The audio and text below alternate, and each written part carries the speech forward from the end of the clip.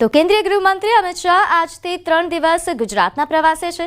અમિત શાહ દર્શન માટે પહોંચ્યા ભીડભંજન હનુમાન મંદિરે, જ્યાં સુભાષ ચોક ખાતે આવેલા મંદિર ખાતે તેમણે દર્શન કર્યા। રક્ષાબંધનના પર્વને લઈને કેન્દ્રીય ગૃહમંત્રી હાલ ગુજરાત પ્રવાસે છે। દર વર્ષે તેઓ આ પર્વ પર પોતાના પરિવાર સાથે આ પર્વની ઉજવણી કરતા હોય છે, અને આ વર્ષે પણ તેઓ આ પર્વ પર ગુજરાત પહોંચ્યા છે। ભીડભંજન હનુમાન મંદિરે આજે વહેલી સવારે તેમણે દર્શન કર્યા, આશીર્વાદ મેળવ્યા। સુભાષ ચોક ખાતે આવેલું છે આ મંદિર કે જ્યાં કેન્દ્રીય ગૃહમંત્રી અમિત શાહ પહોંચ્યા હતા। સમાચારોમાં આગળ વધીએ। મોરબીમાં દાંડિયા ક્લાસના વિરોધનો મામલો। પાટીદાર સમાજની ગાઈડલાઈન મુજબ ચાલવા દાંડિયા ક્લાસ એસોસિએશન સહમત થયા છે। પાટીદારોની દીકરીઓને અલગથી દાંડિયા શીખવાડવામાં આવશે। અન્ય સમાજ માટે ભાઈઓ અને બહેનોની અલગ બેન્ચ પણ કરવાની રહેશે। સાથે જ પાટીદાર બહુમતી વિસ્તારોમાં દાંડિયા ક્લાસ ચલાવી શકાશે નહીં। અન્ય સમાજના દાંડિયા ક્લાસમાં મેલ અને ફિમેલ કોચ અલગ અલગ કરવાના રહેશે। પાટીદાર સમાજના જેટલા પણ ખેલૈયાઓ છે, જેમને ગરબા શીખવા છે, તો એમને ક્લાસીસમાં આવવાની જરૂરિયાત નથી। એની જગ્યાએ તમારી કોઈ પ્રીમાઇસીસ પર, તમારી જગ્યા પર, તમારા પાર્ટી પ્લોટ હોય કે પાર્કિંગમાં કે છત ઉપર, ગમે ત્યાં પર્સનલ જગ્યા ઉપર ગરબા અમે શીખવાડવા માટે આવી શકીએ છીએ। કે પાટીદાર વિસ્તારમાં કોઈ પણ જગ્યાએ ગરબા ક્લાસીસ ચલાવી લેવામાં આવતા નથી, એટલે કે ચલાવવાના નથી થતા। જો કોઈ બળજબરી પૂર્વક આવા પાટીદાર વિસ્તારમાં ક્લાસીસ ચાલુ કરશે તો એનું પરિણામ એને ભોગવવું પડશે, અને પાટીદાર યુવાનો આ બાબતમાં સંપૂર્ણ રીતે સક્ષમ છે। કાયદો પણ હાથમાં લેવો પડે તો લેશે। ભાવનગરના વલભીપુરમાં 74 વર્ષીય વૃદ્ધ ખેડૂત પર હુમલાને લઈને પાટીદારોમાં રોષ જોવા મળ્યો। પાટીદારોએ તાત્કાલિક બેઠક બોલાવી સુરતથી 100થી વધુ કારનો કાફલો રવાના થયો હતો। 7 ઓગસ્ટે પાટીદારોની સંકલન મીટિંગ યોજાઈ અને 8 ઓગસ્ટે કાળા તળાવ ગામે મોટી સભાનું આયોજન કરાયું। વલભીપુરના કાળા તળાવ ગામે 7 ઓગસ્ટના રોજ વૃદ્ધ ખેડૂત અર્જણ દિયોરા પર 3 લુખ્ખા તત્વોએ કોદાળીના હાથાથી હુમલો કરીને ગાળો ભાંડી હતી। માટી ભરવા બાબતે આ હુમલો કરાયો હતો। વૃદ્ધ ઘાયલ થતા સારવાર માટે તેમને હોસ્પિટલ ખસેડાયા હતા। પોલીસે 3 હુમલાખોર સામે ફરિયાદ નોંધી છે। રાજુ ઉલ્વા, નાથા રબારી અને મામેયા રબારીએ માર માર્યા હોવાની વિગત છે। આરોપીને કડકમાં કડક સજા કરવા પરિવારે માંગ કરી છે। પોલીસે રાજુ ઉલ્વાની ધરપકડ કરી। અમારા યુવાનો સુરત અને ધંધાર્થે બહાર હોય અને અત્યારે વડીલો જ ગામમાં રહ્યા હોય તો આ ઘટના ફરીવાર ન બને એની માટે ઉચ્ચ કક્ષાએ રજૂઆત કરવામાં આવે અને ઘટનામાં વારંવાર દોરી સંચાર થતો હોય તેથી અટકાવવામાં આવે એ માટે આજે આયોજન કરવામાં આવ્યું છે। વોકળામાંથી પાળો ચડાવવા માટે માટી લેવાની બાબતમાં આ ગામના જ અસામાજિક તત્વો એ માર માર્યો છે, ઢોરમાર માર્યો છે અને અસભ્ય ભાષામાં એમની સાથે વર્તન કર્યું છે। ત્યારે આવા સિનિયર સિટીઝન સાથે આ પ્રકારનું વર્તન એ ખરેખર ખૂબ નિંદનીય છે। અને આજુબાજુના તમામ તાલુકાના લોકો, ખેડૂતો અહીં ઉપસ્થિત થઈ અને જે રીતે આ અસામાજિક તત્વોનો જે ત્રાસ છે આ વિસ્તારની અંદર, એ ત્રાસને ડામવા માટે અને લોકોને લોક જાગૃતિ આવે એટલા માટે આ કાર્યક્રમનું આયોજન કરવામાં આવ્યું છે। ભાવનગર જિલ્લાના વલભીપુર ગામમાં આધેડ પર હુમલાના આરોપીને સ્થળ પર લાવીને રીકન્સ્ટ્રક્શન કરાયું। 2 દિવસ પહેલા કાળા તળાવ ગામના અર્જણભાઈ દિયોરા નામના આધેડ પર રાજુ નામના શખ્સે હુમલો કર્યો હતો, જેનો વિડીયો વાયરલ થતા સમગ્ર પાટીદાર સમાજમાં તેના ઘેરા પડઘા પડ્યા હતા। આ બનાવ બાદ આરોપીને પકડી સ્થળ પર લાવીને રીકન્સ્ટ્રક્શન કરવામાં આવ્યું હતું। આરોપીના વિરુદ્ધમાં લૂંટની કલમ છે એ પણ ઉમેરવામાં આવી છે। તેમજ આરોપી જે માર માર્યો છે અને લૂંટની જે ઘટના છે તે તમામ ઘટનાને લઈ અને આજે બનાવની જગ્યાએ રીકન્સ્ટ્રક્શન પંચનામું છે એ કરવામાં આવેલ હતું। તો વડોદરાના ડભોઈના મોતીપુરા ગામે ગન્નીત પેપર ફેક્ટરીમાં ભીષણ આગનો બનાવ સામે આવ્યો। આગના પગલે ડભોઈ, બોડેલી અને વડોદરા ફાયર બ્રિગેડની ટીમ ઘટના સ્થળે પહોંચી હતી। પુઠ્ઠા બનાવતી ફેક્ટરીમાં અચાનક ભીષણ આગ લાગી।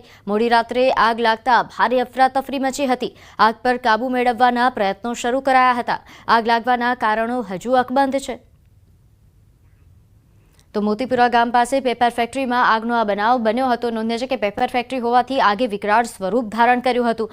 જો કે ફાયરની ટીમો દ્વારા આગ પર કાબુ મેળવવાનો પ્રયાસ હાથ ધરવામાં આવ્યો હતો અને ભારે જહેમત બાદ આગ પર કાબુ મેળવાયો। નડિયાદમાં તલવારથી બર્થડે કેક કાપવાનો મામલો સામે આવ્યો છે. નડિયાદ રૂરલ પોલીસની ટીમ દ્વારા 2 યુવકોની ધરપકડ કરાઈ.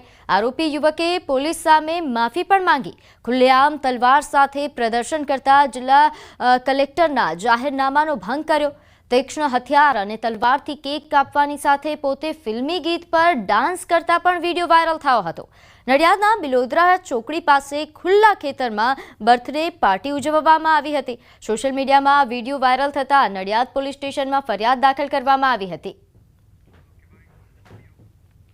મારું નામ વિકાસ આહિર છે. કાલે મારો જન્મદિવસ હતો, જેમાં અમે બધા ભાઈબંધોએ ભેગા થઈને કેક કાપવાનો પ્રોગ્રામ કર્યું હતું. જેમાં મેં તલવારથી કેક કાપી હતી. એ મારી ભૂલ છે. મેં કલેક્ટર સાહેબનો જાહેરનામાનો ભંગ કર્યો અને હું લોકોને અપીલ કરું છું કે આવું કોઈ પણ જાતની ઉજવણીમાં હથિયાર કાઢવા નહીં. હું આવી લોકોને અપીલ કરું છું કે આવું કંઈક કરવાનું નહીં પ્રસંગોમાં. વિકાસ સુરજીતસિંહ યાદવ તથા તેની સાથે જે આરોપી હતા પ્રદીપ કુમાર ઉર્ફે પપ્પુ દિલીપભાઈ વાઘેલા તથા અન્ય, જેણે તલવારથી કેક કાપીને બર્થડેની ઉજવણી કરી હતી, તેમના વિરુદ્ધ નડિયાદ રૂરલ પોલીસ સ્ટેશનમાં ગુનો દાખલ કરવામાં આવેલ છે. આરોપીઓની તાત્કાલિક ધરપકડ કરવામાં આવે છે અને તેમાં ગુનામાં વાપરેલ હથિયાર તલવાર કબજે કરી આગળની કાર્યવાહી ચાલુ છે. ગુજરાત એટીએસે બોગસ વિઝા બનાવી આપતા 4 લોકોની ધરપકડ કરી છે. લક્ઝમબર્ગ અને અન્ય દેશોના બોગસ વિઝા બનાવી આપતા હતા. આરોપી તબરેજ, મયંક ભારદ્વાજ, તેજેન્દ્ર ગજ્જર અને મનીષ પટેલની ધરપકડ કરવામાં આવી છે. આ લોકો અલગ અલગ લોકો પાસેથી લાખો રૂપિયા વસૂલ કરી નકલી વિઝા બનાવી આપતા હતા. મુખ્ય આરોપી તરબેજ હોવાનું સામે આવ્યું છે. इन्होंने 500 का लग्जमबर्ग कोटा वीज़ा इश्यू करवाया, ये उम्मीद करके कि उनको फेक एम्प्लॉयमेंट वहाँ दिया जाएगा. इस उम्मीद पे उन 500 के साथ चीटिंग किया गया. सबके साथ सबसे अराउंड 8 to 10 लाख के बीच में इनसे रोकड़ा दिया गया. ये एक बार नक्की करने के बाद हमको ये पता चला कि ये ऑर्गेनाइज्ड वे में इनको चीट किया गया. तो उस हिसाब से हमने एटीएस गुजरात में सेक्शन 318(3), 336(2), 336(3), 337, 338, 61 एंड 54 ऑफ भारतीय न्याय संहिता के अंतर्गत हमने केस दाखिल किया और इन चारों आरोपी को हमने अरेस्ट किया. અમદાવાદ એનસીબીની એમડી ડ્રગ્સ મામલે રાજસ્થાન અને મહારાષ્ટ્રમાં કાર્યવાહી હાથ ધરાઈ છે. રાજસ્થાન અને મહારાષ્ટ્ર પોલીસની મદદ લઈ આ કાર્યવાહી કરવામાં આવી. એનસીબી પહેલા અમદાવાદ હિંમતનગર હાઈવે પરથી 4.5 કિલો એમડી બનાવવા માટેનો પાવડર ઝડપી લેવાયો હતો. તપાસ બાદ આની ચેઇન રાજસ્થાનના પ્રતાપગઢ સુધી પહોંચી હતી. રાજસ્થાન પોલીસની મદદ લઈને જગ્યા પર તપાસ શરૂ કરવામાં આવી હતી. તપાસ કરતા એમડી ડ્રગ્સ રાજસ્થાનના બારમેરના એક ગામમાં બનતું હોવાનું સામે આવ્યું. જેસીબીની મદદથી તપાસ કરવામાં આવતા તપાસમાં આ ચેઇન એ મહારાષ્ટ્રના રાયગઢ જિલ્લામાં પહોંચી. ત્યાંથી કેટમાઇન પાવડર એ 34 કિલો અને 12 લીટર લિક્વિડ મળી આવેલું. સિદ્દીક ખાન મેવ રાજસ્થાનમાં ઓપરેટ કરતા હતા, તો બિરજુ શુક્લા અને અલી મોહમ્મદનું નામ પણ સામે આવતા એનસીબીએ આ મામલે વધુ તપાસ શરૂ કરી છે. તો સુરતના લિંબાયત વિસ્તારમાં થયેલ આલોક અગ્રવાલ હત્યા કેસમાં મહત્વના સમાચાર. હત્યાના ગુનામાં ફરાર મુખ્ય આરોપીની લિંબાયત પોલીસે ધરપકડ કરી લીધી છે.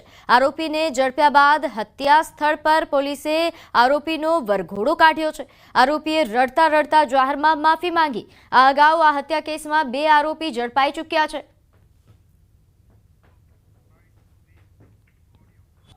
3 વ્યક્તિઓ છે એ લોકોએ કબૂલાત કરી છે કે એની સાથે અન્ય એક વ્યક્તિ અશફાક ઉર્ફે કૌવા છે. એ કૌવાના કહેવાથી આ લોકોએ હત્યા નિપજાવી હતી. જે અશફાક છે એનો ઝઘડો જે ભોગ બનનાર સાથે થયો હતો થોડાક દિવસો અગાઉ, અને એનો બદલો લેવા માટે જ એણે આ તમામને કીધું હતું. આ 4 મિત્રો છે, આને ઉપરાંત અન્ય આરોપીઓ પણ આમાં સંડોવાયેલા છે. તો ગાંધીનગર સેક્ટર 24 ખાતે જ્વેલર્સની દુકાન લૂંટવાનો પ્રયાસ કરવામાં આવ્યો. હરિઓમ જ્વેલર્સની દુકાન લૂંટવાનો પ્રયાસ થયો, જેના સમાચાર છે. 30 સપ્ટેમ્બર હરિઓમ જ્વેલર્સ ખાતે 2 વ્યક્તિ બુકાની ધારણ કરીને અહીં હાથમાં પિસ્તોલ બનાવીને લૂંટ કરવાનો પ્રયાસ કર્યો હતો. ગાંધીનગર પોલીસે ચોરી અને લૂંટને અંજામ આપનાર 4 લોકોની ધરપકડ કરી, જેમાંથી 6માંથી 4ની ધરપકડ અને 2 આરોપીની શોધખોળ હજુ ચાલુ છે.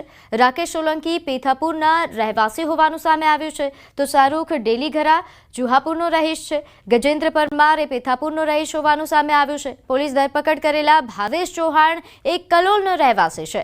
સેક્ટર 23માં વસતા ગૌરાંગ વાઘેલા હજુ પોલીસ પકડથી દૂર છે, તો મધ્યપ્રદેશના છોટુ યાદવને પણ શોધવા માટે પોલીસે તજવીજ હાથ ધરી છે. રાકેશ સોલંકી અને શાહરૂખ બંને આરોપી પર 7 ગુના નોંધાયેલા છે.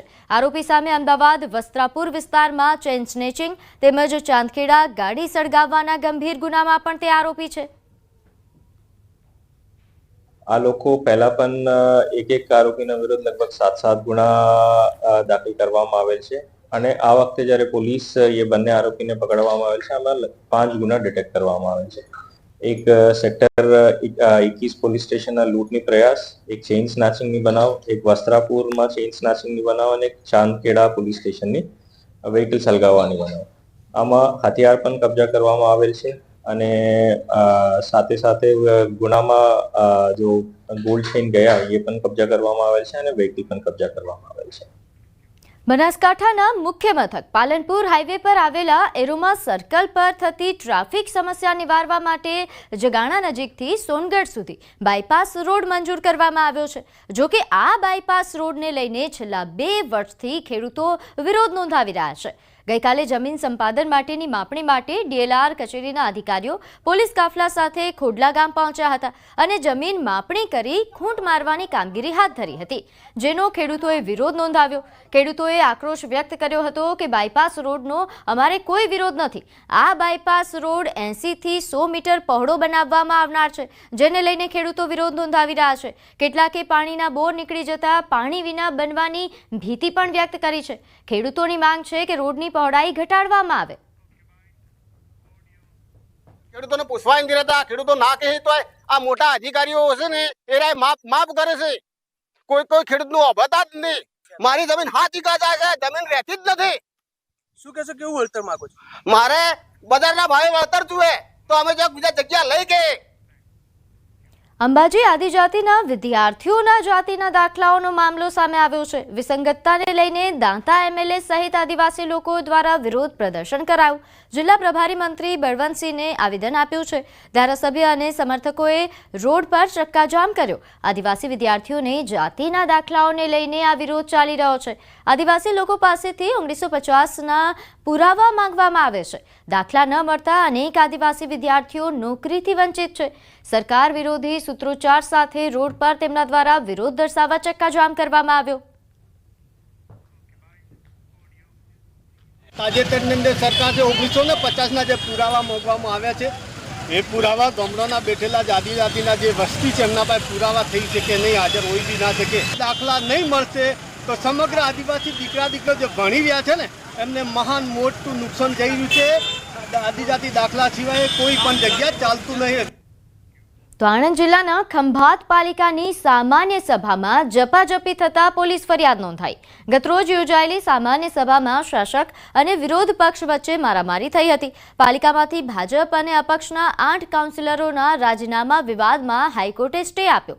જો કે આ મુદ્દે પાલિકાના ભાજપ અને કોંગ્રેસના કાઉન્સિલરો વચ્ચે ઝપાઝપી થઈ હતી, જે મામલે ચીફ ઓફિસરે વિરોધ પક્ષના 4 સભ્યો સામે ફરિયાદ નોંધાવી છે. ખંભાતના પ્રાણ પ્રશ્નો માટે અમારે છેલ્લા શ્વાસ સુધી લડવું પડશે, તો અમે છેલ્લા શ્વાસ સુધી લડીશું.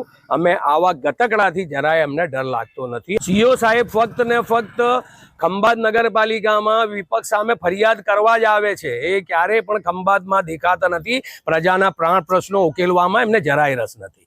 નગરપાલિકાના જે સભ્યો છે, નીતિનભાઈ બ્રહ્મભટ્ટ, ચંદુભાઈ કડિયા, ઇફ્તેખાર યમની અને હંસાબેન રાણા, આ 4 જણાએ એમને ત્યાં હોલમાંથી બહાર જવા નહીં દીધા અને એમની સાથે ઝપાઝપી કરી. અને જે હંસાબેન રાણા છે એમણે એમના શર્ટનું બટન પણ તોડી નાખેલું અને આ રીતે એક અશોભનીય કૃત્ય કરી અને એમને સરકારી કાયદેસરની ફરજ કરતા એમને અટકાવેલા. તો ભરૂચમાં વિદ્યુત કામદાર સંઘે યુવરાજસિંહનો ઉગ્ર વિરોધ કર્યો. તાજેતરમાં યુવરાજસિંહે જેટકો કંપનીમાં ભરતી પ્રક્રિયાને લઈને આક્ષેપ કર્યા હતા. ભરતી પ્રક્રિયામાં ગેરરીતિને લઈને આરોપ કર્યા. ત્યારે આ આક્ષેપો સામે વિદ્યુત કામદાર સંઘના પ્રતિનિધિ મંડળે કલેક્ટરને આવેદનપત્ર પાઠવી વિરોધ કર્યો. 5-5 લાખ રૂપિયાની આમાં ગૌબાચારી થઈ છે એવા એમના દ્વારા પાયા વિહોણા તથ્ય પુરાવા વગરના કોઈપણ જાતના પુરાવા વગર એમના દ્વારા આક્ષેપ કરવામાં આવેલા છે. અમારું યુનિયન આખા ગુજરાતમાં ઉર્જા વિભાગમાં 50,000 કર્મચારીમાંથી 35,000 કર્મચારીઓની સભ્ય સંખ્યા ધરાવતું સૌથી મોટું એક જ કંપનીનું ટ્રેડ યુનિયન છે. આ યુનિયન પર આ રીતે આક્ષેપ કરાવ્યા અને લાંછન લગાડ્યું છે તે અમે કોઈપણ સંજોગોમાં સહી નહીં લઈએ. યુવરાજસિંહ પાસે જો આના પુરાવા હોય તો એ જાહેર કરે. હવે નજર કરીશું ટોપ 3 હેડલાઇન્સ પર. 15 થી 21 ઓગસ્ટમાં વધી શકે છે વરસાદનું જોર. તહેવારોમાં ખાનગી ટ્રાવેલ્સ ચાલકો બન્યા બેફામ. અમિત શાહ આજથી 3 દિવસ ગુજરાત પ્રવાસે.